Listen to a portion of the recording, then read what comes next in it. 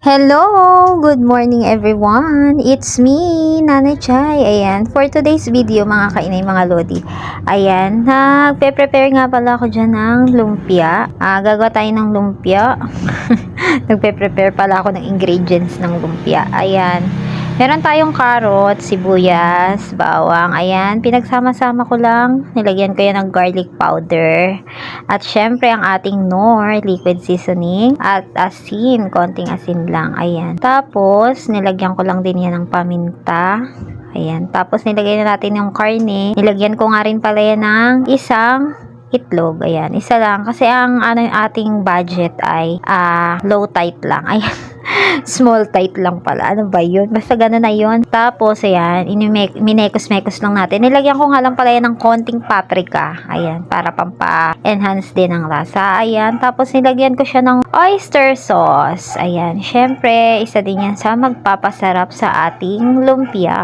Tapos, nilagyan ko nga lang pala yan ng, hindi ko na nabidyohan, nilagyan ko yan ng breadcrumbs para sa dagdag niya na pampalutong. Ayan, para hindi rin siya nagtutubig. At ayan mga kainay, sinimulan ko ng himayin ang ating wrapper dyan ng time na yan. Syempre, ayun nga palang wrapper na yan, binili ko yan sa halagang 30 pesos. Ang laman niya na ay 15 pieces ang aking nagawa. At syempre mga kainay, ayan o, tinan mo, dahil wala tayong kasama dito, tulog pa yung aking dalaga. Ayan, nililibang ko muna yung sarili ko sa pagbibideo. Ayan.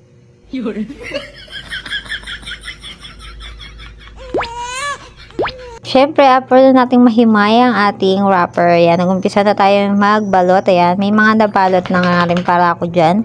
Nag-start muna ako magbalot ng 2 piraso. Tapos, pinirito ko para matingnan ko nga naman kung ano ba, sakto na ba yung lasa niya. Ayan nga pala mga kainay yung ating pinirito. Nagprito lang tayo ng 2 para matikman natin kung ano ba ang lasa niya. Kung masarap na ba siya o kailangan pang dagdagan bago tayo magpatuloy magbalot.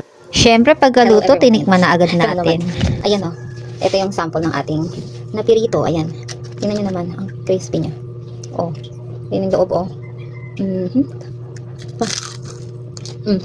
At sakto, meron akong ginawang suka. Ayan o. Pero depende na sa inyo kung anong gusto nyo sa usawan. Yan na. Ito yung suka. Hindi nyo makita. Ayan.